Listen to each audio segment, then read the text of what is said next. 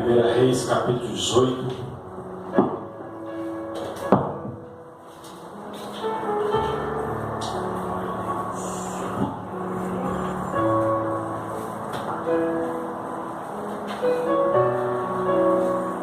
A partir do verso 19.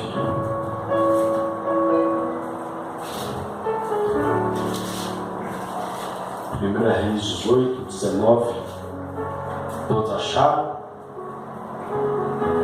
Amém? Diz assim: agora, pois, manda juntar a mim todo Israel no Monte Carmelo, como também os 450 profetas de Baal e os 400 profetas do poste ídolo ou de Azera, que comem da mesa de Jezabel. Então enviou Acabe mensageiros a todos os filhos de Israel e ajuntou os profetas no Monte Carmelo.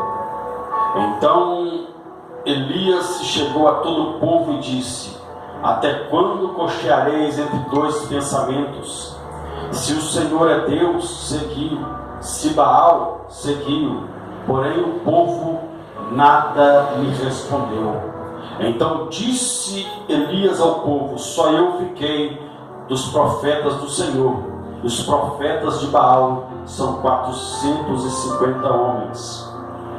Verso de número 24: então invocai o nome do vosso Deus, e eu invocarei o nome do Senhor. E há de ser que o Deus que responder por fogo, este é que é Deus. E todo o povo respondeu e disse: é boa esta palavra. Repita comigo: é boa.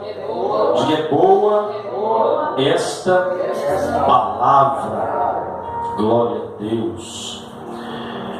Verso de número 27. Ao meio-dia Elias zombava deles, dizendo: clamai em alta voz, porque ele é Deus. Pode ser que esteja meditando ou atendendo a necessidades, ou de viagem, ou dormir, e despertará. E eles clamavam em alta voz e se retalhavam com facas e com lancetas, segundo o seu costume, até derramarem sangue. Passado o meio-dia, profetizaram até que a oferta de manjares se oferecesse. Porém não houve voz, nem resposta, nem atenção alguma. Então Elias disse a todo o povo: chegai-vos a mim. E todo o povo se chegou a ele, e Elias restaurou o altar do Senhor, que estava quebrado ou em ruínas. Verso 36 diz assim: no devido tempo, para se apresentar a oferta de manjares, aproximou-se o profeta Elias e disse: ó Senhor, Deus de Abraão, Deus de Isaque e Deus de Israel, fique hoje sabido que tu és Deus em Israel, e que eu sou teu servo, e segundo a tua palavra fiz todas essas coisas. Responde-me, Senhor, responde-me, para que este povo saiba que tu, Senhor, és Deus, e que a ti fizeste retroceder o coração deles. Então caiu o fogo do Senhor e consumiu o holocausto, a lenha e as pedras e a terra, e ainda lambeu a água que estava no rego.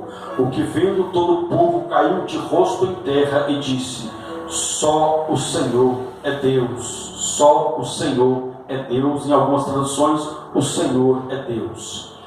Disse Elias: lançai mão dos profetas de Baal, que nenhum deles escape.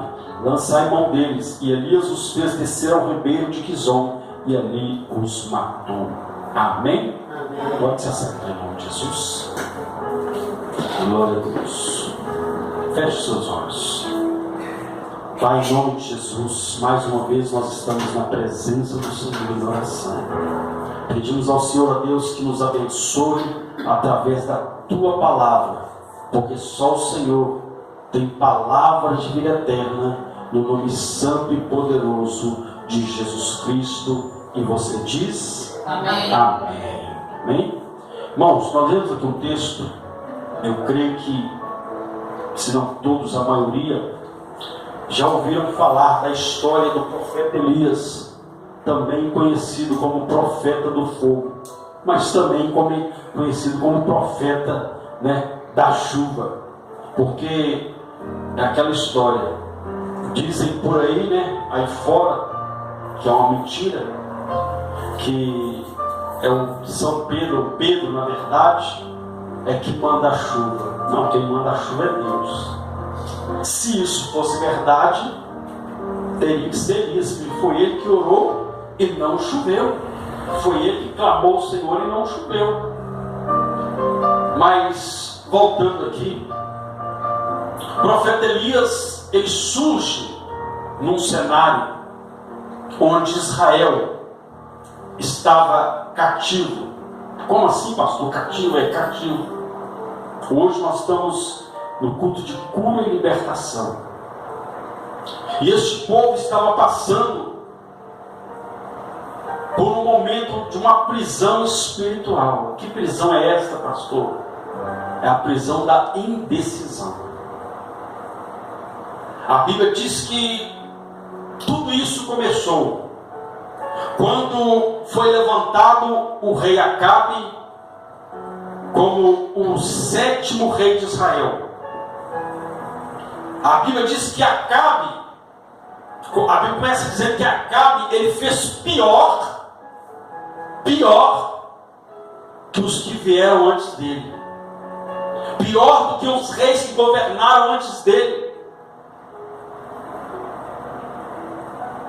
Porque a Bíblia diz que ele contraiu um matrimônio, ele casou com uma mulher que, abertamente falando, era uma feiticeira, uma mulher que tinha uma pseudo-deusa chamada Zera, e ela tinha ali os seus profetas, e a Bíblia diz que Acabe se casa com esta mulher. Se casou com uma mulher que não havia aprovação de Deus. Era o chamado jugo desigual. E a Bíblia, entenda uma coisa, a Bíblia ela nunca vai mudar. A palavra de Deus ela nunca vai mudar. O que Deus deixou escrito é para minha e para sua, para o meu, para o seu aprendizado e para o meu e para minha e para a sua vida. E tudo que Deus registrou, se nós queremos ultrapassar, se nós queremos, como a Bíblia diz, acrescentar ou tirar, vai dar problema. Era um jugo desigual. E não é uma história tão distante. A Bíblia diz que houve um homem chamado Sansão, um período antes desse período, que esse período aqui era o período da monarquia, era o período dos reis de Israel. Mas antes deste período houve o período do juiz de Israel. E no meio desse período houve um homem chamado Sansão, que a sua mãe havia feito um voto com Deus. Você conhece a história. E a Bíblia diz que Sansão, ele entrou também no jugo desigual. Ele se uniu a uma mulher que era inimiga, era do povo, inimigo do povo de Deus. Resultado, Sansão teve os seus 2 olhos perfurados. Sansão foi feito de palhaço. Sansão foi escravizado pelos inimigos. Tudo isso por causa de um jugo desigual. Por causa de um jugo desigual. A Bíblia diz que quando o povo foi levado, o povo desceu para o Egito, antes de serem escravizados. A Bíblia diz que esse povo ficou separado dos egípcios. E o texto bíblico diz que eles estavam separados para mostrar que havia separação entre o povo de Deus e o povo egípcio. A Bíblia diz então que Acabe caiu nessa. Ele se uniu com uma mulher que não temia ao Senhor, que não servia a Deus. Problema na certa. Problema na certa. Pastor, eu sou crente e agora eu tenho uma pessoa que não é de Deus. Eu casei com uma pessoa que não é de Deus, ou eu já era casado, eu me converti, e a pessoa que está comigo, meu irmão, uma coisa é você entrar num barco furado. Outra coisa é você entrar e trazer Jesus para dentro do seu barco. Deus. Porque tem pessoas que estão caminhando com Deus, começam a maravilha, entrou no relacionamento, na aprovação de Deus, queda na certa. Infelizmente, meu irmão, eu tenho conhecidos que infelizmente deixou claro, não é a aprovação de Deus. Não é pulando, meu irmão, entenda uma coisa. Deus fez isso uma vez para não fazer mais. Pastor, Deus fez uma mulher para Adão. Fez ou não fez? Quando Adão pecou, desobedeceu, o que ele falou? A mulher que tu me deste. Colocou a culpa o quê? Em Deus. Mas Deus é assim. Então, a partir de hoje, o homem é que vai ter que escolher. O livre-arbítrio é você que vai escolher. Só que ele deixou claro: se não estiver na minha presença, vai dar problema. Vai dar problema. Então Deus fez isso. Deus colocou. Então Adão na hora: a mulher que tu me deste. Mas a culpa não foi a mulher que tu me deste, foi a desobediência dele. Mas ele usou aquilo como um argumento. Então, contra fatos não há argumentos. Então, Deus deu esse livre-arbítrio, mas Deus deixou claro: se entrar em julgo desigual, vai dar problema. E Deus vem avisando: como duas pessoas andarão juntas se não estiver de comum acordo? Para caminhar com você, como homem ou mulher de Deus, tem que ser igual a atitude de Ruth. Ruth era ela moabita. Ela era do povo de Moabe, um povo que não tinha aliança com o povo de Deus. Mas a Bíblia diz que o filho de Noemi se casa com o filho dela. Só que a Bíblia diz que, pela história do pai, deste jovem, a Bíblia diz que Elimeleque, o esposo de Noemi, ele sai da terra abençoada, sai da casa, deu problema, saiu da terra abençoada e foi para a terra de Moabe. E aí foi lá que o seu filho contraiu o casamento com Ruth. Aí a Bíblia diz então que ele morre, os dois filhos dele morrem, Malom e Quilion morrem. Então fica Noemi e as suas duas noras, Ruth e Orfa. Aí Noemi, serva de Deus, falou: olha, vocês podem voltar para casa dos seus pais, eu já sou uma mulher velha, então vocês podem ir embora. A Bíblia diz que Orfa olhou pelo lado da razão e falou assim: realmente essa velha não vai me dar mais nada, então eu vou embora. Ela foi embora. Aí Noemi fala com Ruth: e você? Ruth olha para Noemi e diz: a partir de hoje, aonde você for, eu vou. Aonde você colocar todos os seus pés, eu também vou colocar. E a partir de hoje, o seu Deus também será o meu Deus. Se for para caminhar com o seu Deus, amém. Se não for, problema.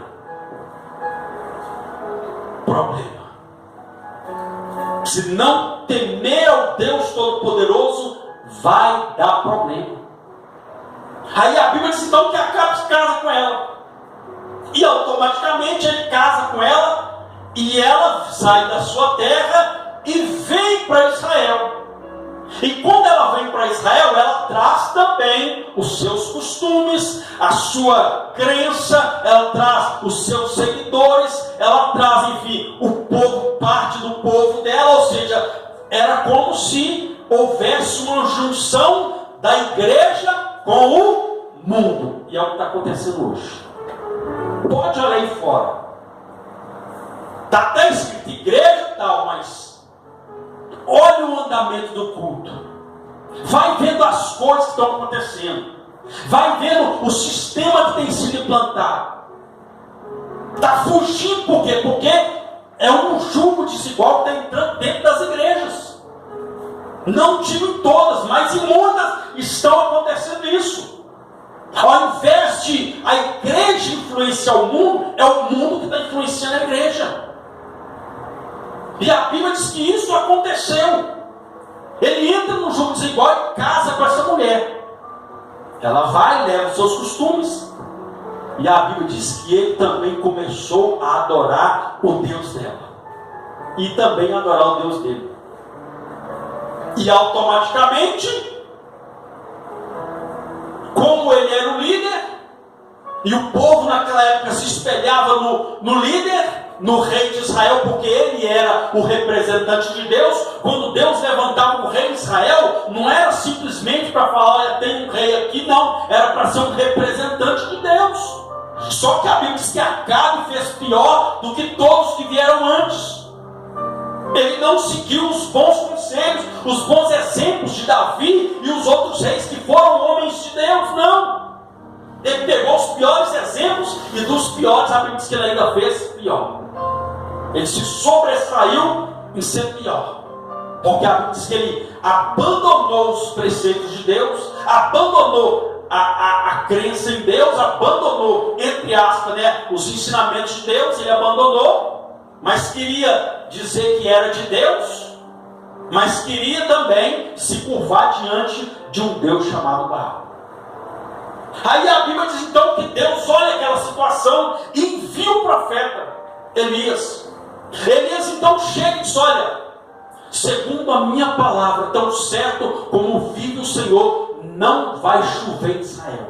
E não choveu durante 3 anos e meio. Meu irmão, se a gente ficar um mês sem água, sem chuva, a gente ficou aqui. Esse ano passou e foi praticamente o ano quase inteiro sem chuva. E quando começou o ano agora, caiu chuva até demais. Mas nem foi o ano todo, teve uns períodos de chuva, mas uma chuvinha fraca. Mas imagine 3 anos e meio sem chuva. Que prova, que luta. E a Bíblia diz que veio uma fome, veio uma miséria, veio um caos na terra por causa disso. Mas por que Elias fez isso? É porque Deus mandou Elias ir lá. Por quê? Porque aquele povo, quando se uniu com os profetas, com Jezabel e a sua corte, eles começaram a servir aos dois, na mente deles, porque não tem como servir a 2 senhores. Não tem como. Não tem como dar glória a Deus aqui e lá fora descer na boquinha da garrafa. Não tem como dar glória a Deus aqui e lá fora ser outra coisa, não tem como. A Bíblia diz que eles entraram numa prisão de um cárcere espiritual, de uma chamada indecisão espiritual. Pessoas que estão indecisas, mesmo na casa de Deus. Aquele povo estava indeciso mesmo na terra santa, mesmo no lugar de adoração, mesmo na presença de um Deus. Eles estavam indecisos, porque uma hora clamavam a Deus, e a Bíblia diz que outra hora iam lá e clamavam por Baal. Aí Deus olhou aquela situação e disse, olha, na minha presença ninguém pode ficar em cima do mundo.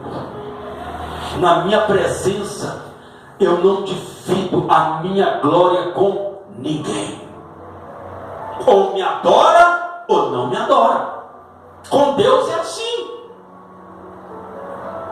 E Deus então sentiu, que a Bíblia diz que Deus sentiu ciúmes.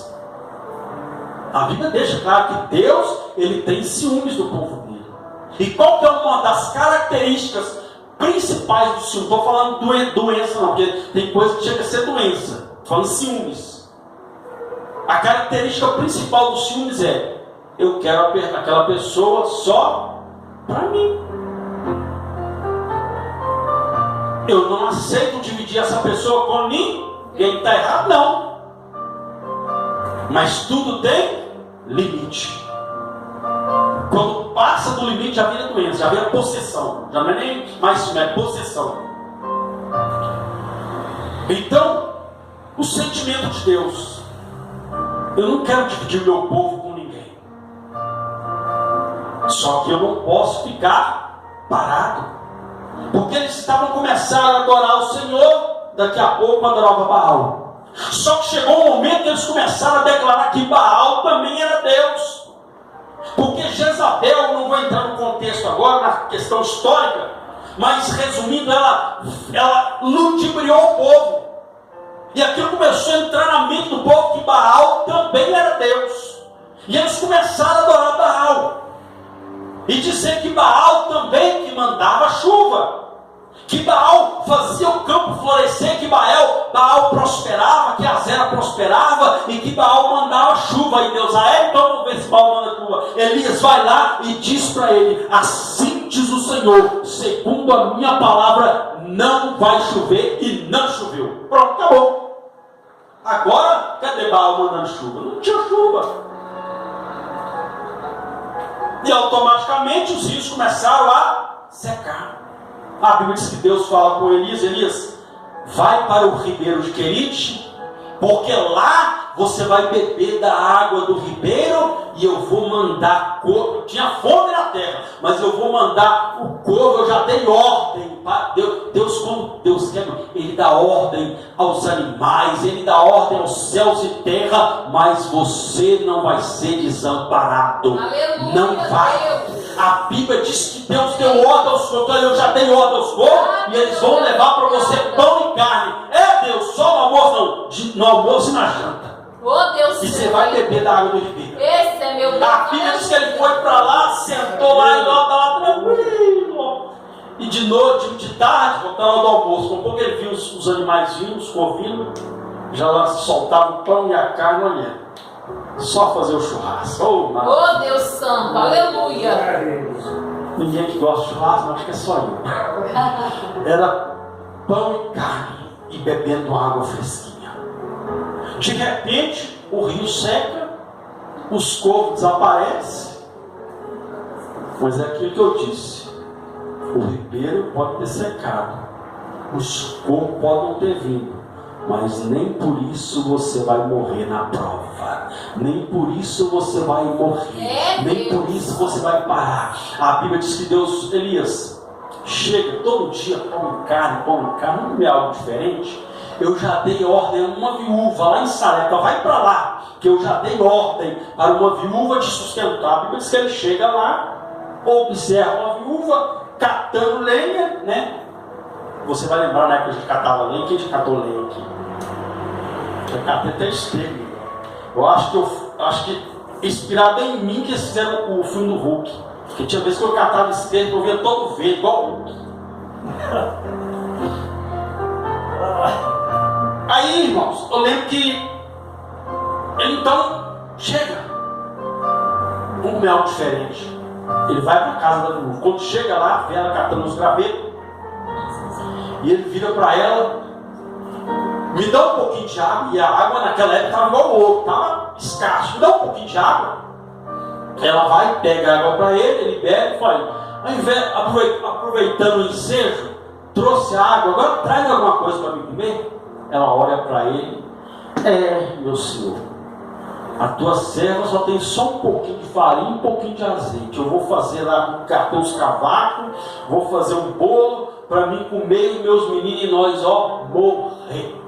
A mulher já tinha colocado um ponto final na vida dela. Mas entenda uma coisa, que eu estou aqui como profeta de Deus. Se o diabo acha que colocou um ponto final na sua história, hoje Deus está começando uma nova história na sua vida. Pode aplaudir o Senhor.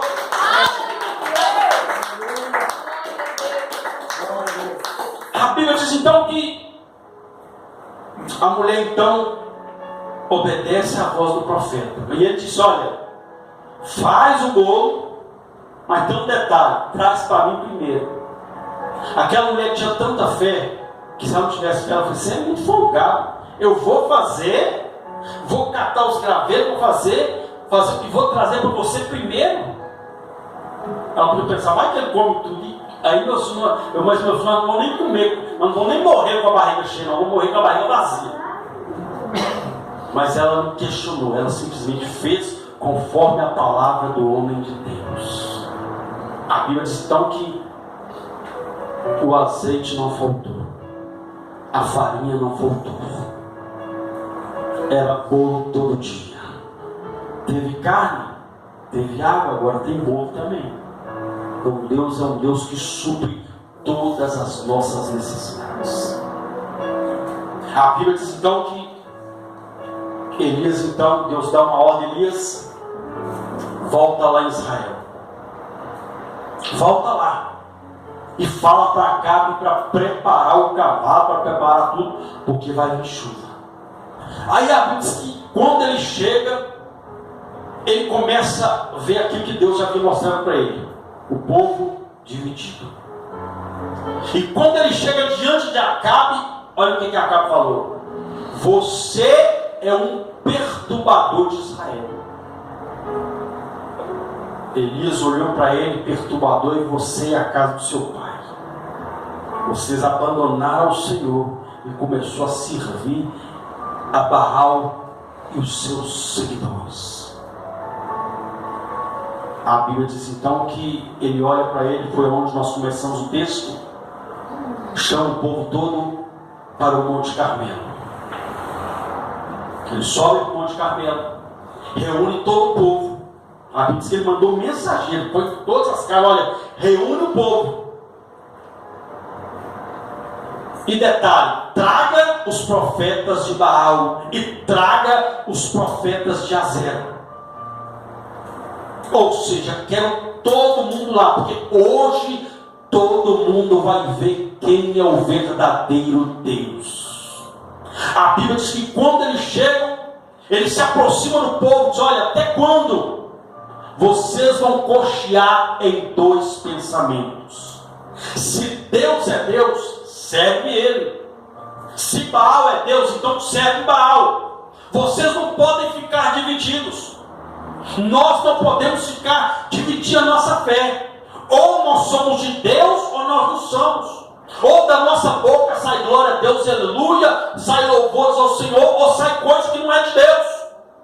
Não podemos ficar assim. A Bíblia é clara: de uma fonte não pode jorrar dois tipos de água. Não adianta eu dar glória a Deus aqui em casa e lá em casa eu estar cantando outras coisas que não tem nada a ver com Deus. Não tem como. Deus não divide a glória dele por ninguém. Às vezes a pessoa: Deus me abençoa. É errado orar, meu irmão. É errado orar, pedir Deus para te abençoar? Não. Mas a primeira oração que nós temos que fazer é: Deus, me transforma. Deus, muda a minha vida. Porque como é que Deus vai me abençoar se eu quero continuar na igreja e vivendo da mesma forma como no mundano? Não tem como. E era isso que estava acontecendo. O povo queria ver a bênção de Deus. O povo queria ver voltar a chover. Mas o povo queria continuar servindo a Deus, adorando a Deus e adorando a Baal. Então não tem como. Deus queria chamar aquele povo à responsabilidade da fé. Muitas das vezes, se nós não vier, nós estamos fugindo da nossa responsabilidade da fé. Então nós temos que ter postura. Deus chamou aquele povo à postura. Olha, ou vocês são de Deus ou não são. Não tem como ficar em cima do muro. Não tem como servir a dois. Eu não divido a minha glória com ninguém. Sabe o que aquele povo respondeu? Nada. Sabe por quê, meu irmão? Porque uma pessoa indecisa, ele não tem resposta da sua fé. Uma pessoa indecisa, ele fala: eu creio em Deus, mas não. Então você crê em Deus e no Baal. Na sua mente, está em cima do muro. Não existe mais. Ou nós cremos em Deus, ou não cremos. O povo entrou nessa indecisão. Porque a Bíblia diz que os profetas de Azera comiam na mesa dela. Até profeta ela comprou naquela época. E quantos profetas estão sendo comprados por ele? Tem medo de pregar a verdade. Tem medo de falar sobre santificação, sobre pecado, contra o pecado. Não, eu não vou falar, porque senão fulano vai ficar de beicinho, vai sair, meu irmão, entendendo uma coisa. Eu e você, nós podemos ouvir a palavra de Deus a vida inteira. A nossa decisão em obedecer é nossa. Mas uma coisa é certa: nós obedecemos ou não, Deus vai continuar sendo Deus que opera na vida daquele que crê. E se tem alguém que crê, então aplauda e glorifique esse Deus poderoso. Aleluia.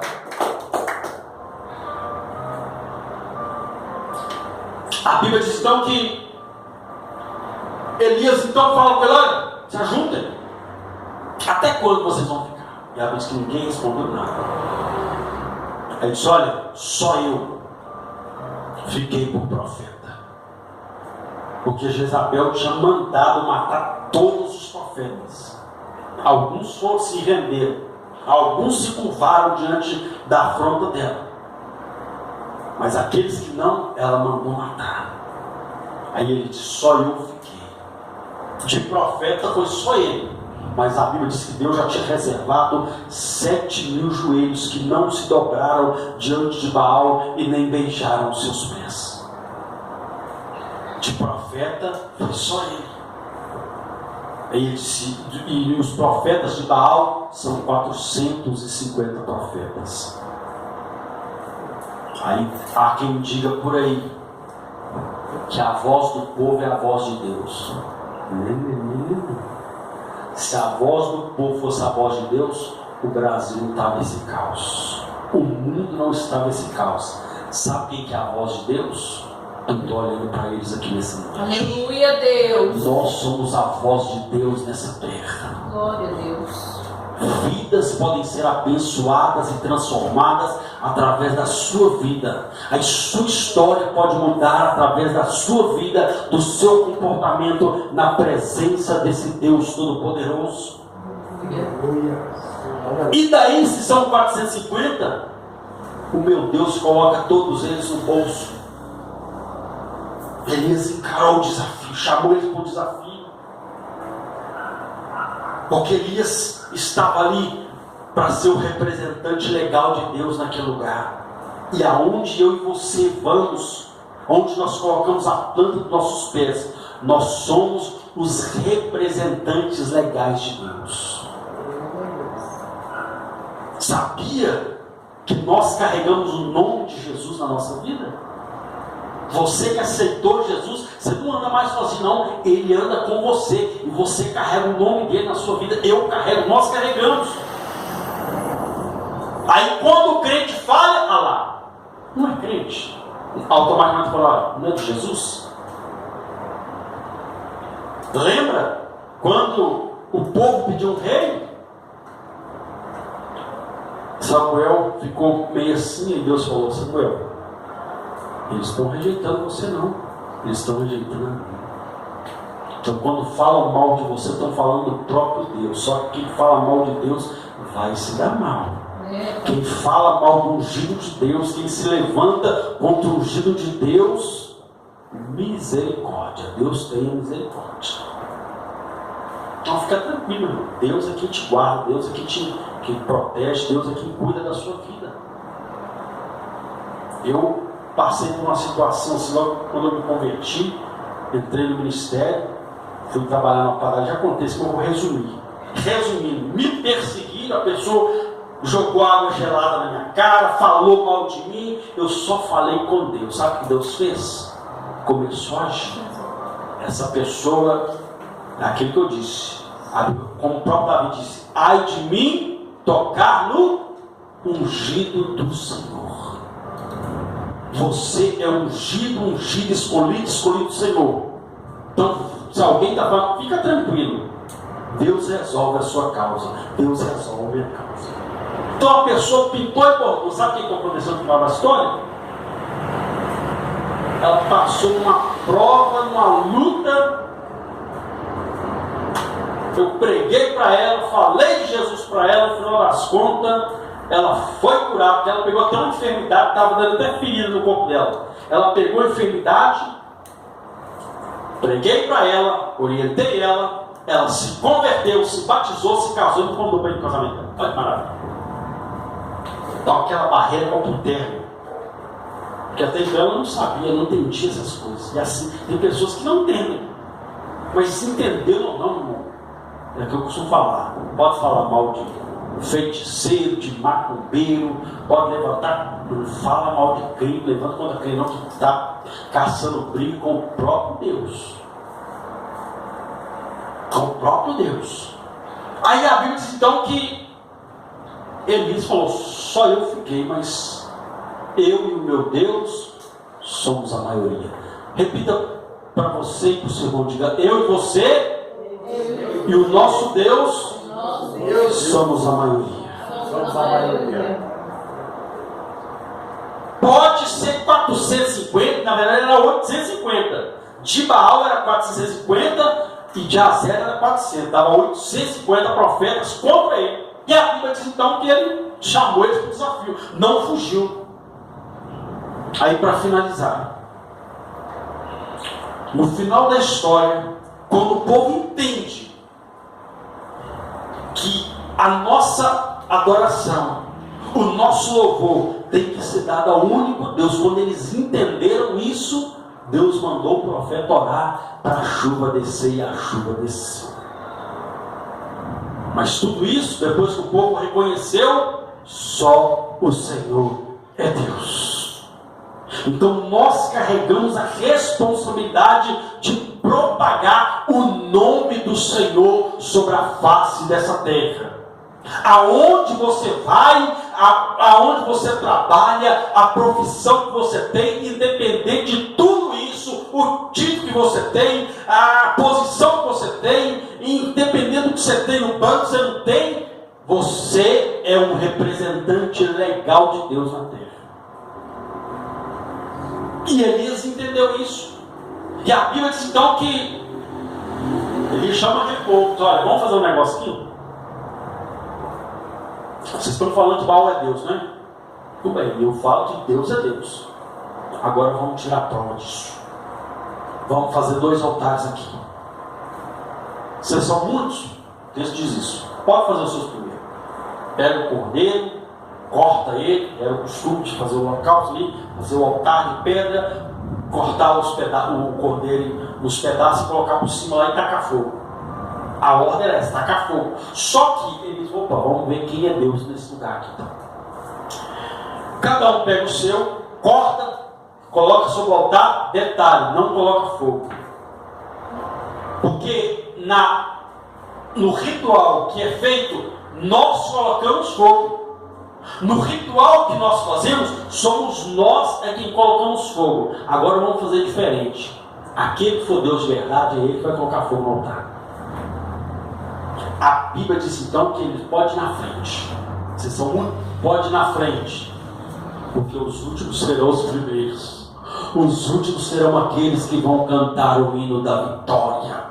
A Bíblia diz claramente que a pessoa sai chorando, semeando com lágrimas, mas volta com alegria, com os feixes, com os molhos na mão.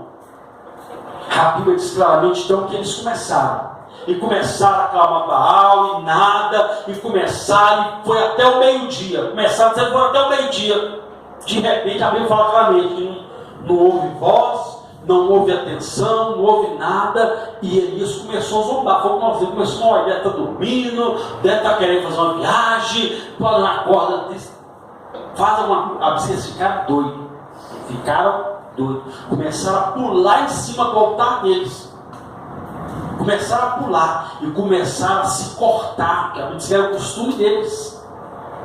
Olha, eu gosto sempre, essa parte, quando eu leio esse texto, eu gosto sempre de enfatizar isso. Eles derramaram o sangue deles pelo Deus deles.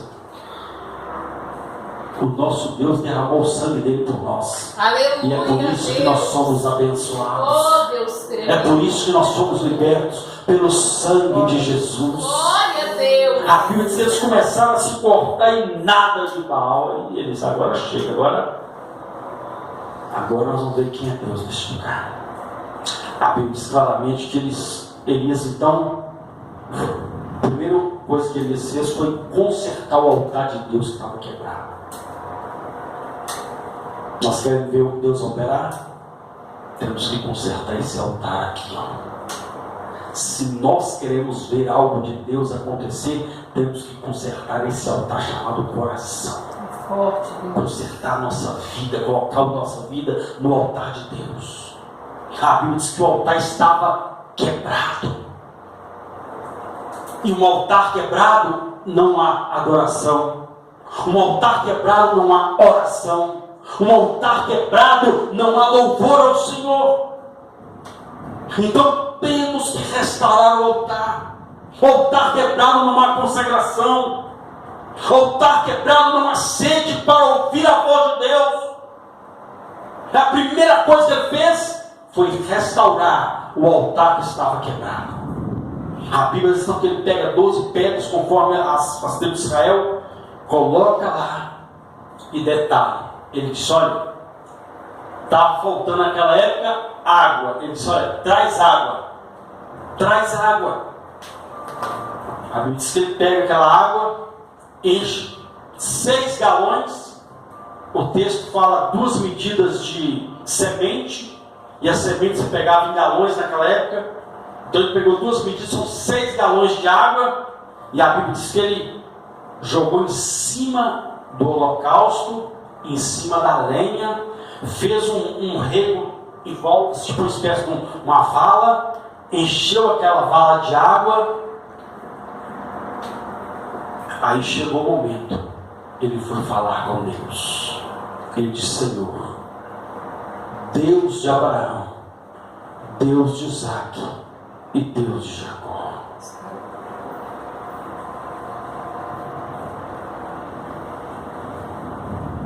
para que todo este povo fique sabendo que só o Senhor é Deus, que há um Deus em Israel, responde-me, para que todos saibam que eu sou o teu servo. Que ele era o quê? Servo. Ele era o quê? Servo. Servo.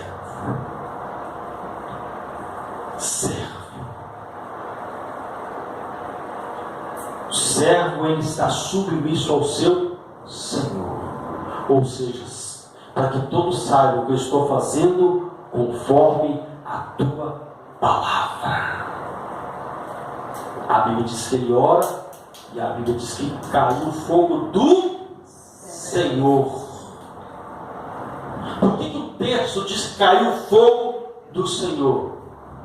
Porque tem muito fogo caindo em altares por aí que não é Deus que está mandando fogo. É Deus. Só que a Bíblia diz que o nosso Deus, ele é o Deus que é fogo consumidor. Uma hora essa palhaçada vai acabar. Deus vai acabar com esses fogos estranhos que estão descendo por aí.